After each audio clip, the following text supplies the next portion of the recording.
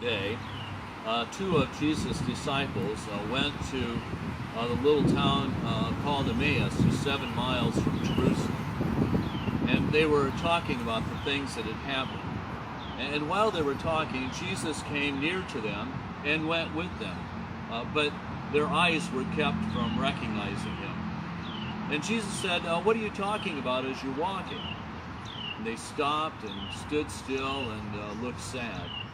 And one of them, named Cleopas, answered him. He said, "Are you the only stranger in Jerusalem that does not know the things that have happened there these days?" And Jesus said, "Well, what things?"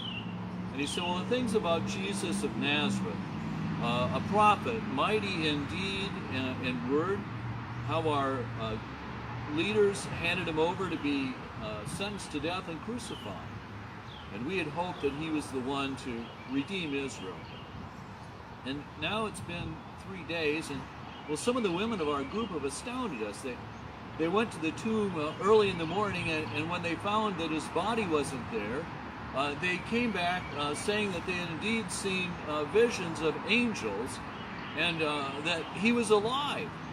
And some of our group went and they found just as the women had told them, but they didn't see him.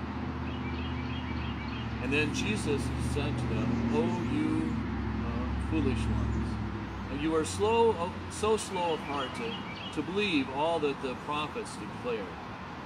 Was it not necessary for the Messiah to suffer all these things and then enter into his glory?" Then beginning with Moses and all the prophets, he interpreted for them all the things about himself in the scriptures. And when they came near to the village where they were going, Jesus walked on ahead as if going on. But they strongly urged him, saying, "Stay with us. It's almost night. The day is nearly over."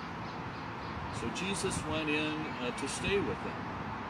And when they sat at the table, Jesus took bread and blessed it and broke it and gave it to them. And their eyes were opened and they recognized him.